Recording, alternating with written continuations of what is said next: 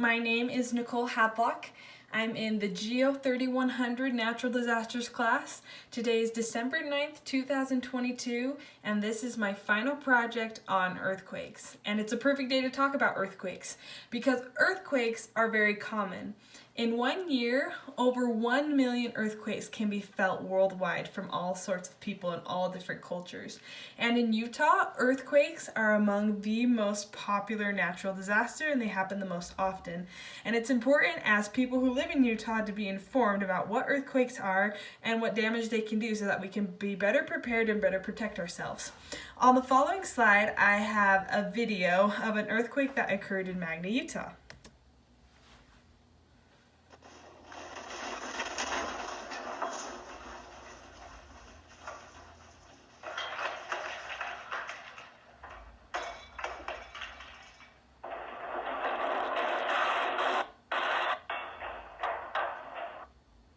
As we can see from this actual footage that occurred during earthquakes that took place in our state of Utah, if items are not properly secured and if furniture is not properly secured, they can fall, break, and cause serious damage.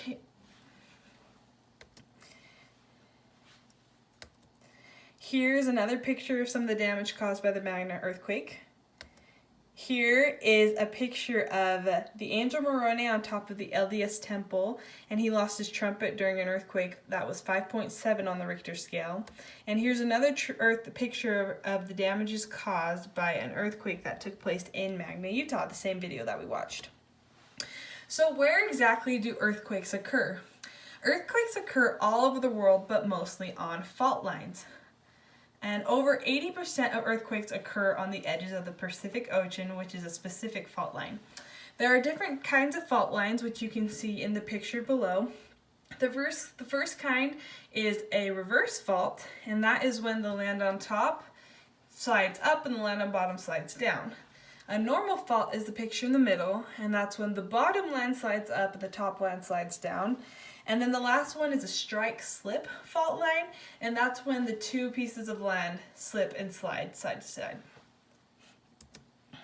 So why do earthquakes occur? So earthquakes occur for many different reasons, including a buildup of stress on a fault line, volcanic activity, and human activity. So basically what happens is friction keeps two rocks, or the two tectonic plates, from slipping past each other at fault lines. But when this friction builds up and there's too much tension, the energy is finally released, and that's when an earthquake happens. So as you can see in the photo, earthquakes have different parts, but the plate movement is when the two different tectonic plates will move or slip past each other. The focus is where the slipping actually occurs. The epicenter is the part on Earth's surface where the center of the earthquake is. And the seismic waves are what is actually felt. Those are the waves that extend from the focus and the epicenter of the earthquake. And they can reach miles from the epicenter depending on the magnitude and the intensity of the earthquake. So when do earthquakes occur? Earthquakes happen every day all over the world, and scientists are still working on how to predict them. In the picture, that's called a seismograph, and what the seismograph does is it detects the seismic waves that are occurring. So earthquakes sometimes have waves that occur before the actual earthquake happens, some pre-shock, and if the scientists can get that on the seismograph, then they might be able to warn people that an earthquake is coming. So what do you do to prepare for an earthquake? We know why they happen, how they happen, and where they happen, but we're not always going to know when they happen since they occur all the time. Well, how to prepare for an earthquake? The first thing that's important to do is to have an emergency plan. Emergency plans include places of meeting in your community where you and your family can meet after an emergency. Along with that, they have plans for how you're going to help your pets and different disabled or elderly people in your family to be able to stay safe during an earthquake. The next thing that's important is to get educated on earthquakes. It's important to know that during an earthquake, you should stay away from windows and stay away from heavy decoration on walls. Along with that, you should duck and get on the ground and cover your head and neck to keep you as safe as possible. It's also safe to be in door frames and beside beds so that if the ceiling were to collapse, it would create a little triangle of protection for you. The next thing that is important is to secure furniture in your home. If your furniture is secure, then it's less likely that it will fall and hurt you during an earthquake. Along with that, it's important to be ready to extinguish fires. Sometimes earthquakes can cause fires, and it's important to have a fire extinguisher on hand so that you don't have two disasters at the same time.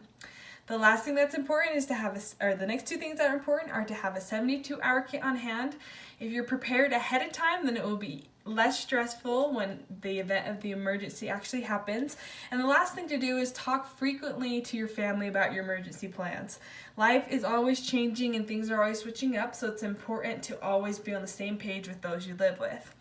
That sticker, Be Ready Utah, is part of an organization that really helps families to be prepared and educated so that they can be ready for any sort of natural disaster. So if you have any questions, you can go to bereadyutah.gov, and that will help you find your own emergency plan and make your own emergency plan, as well as build your own 72-hour kit. But thank you so much. That was my presentation on earthquakes.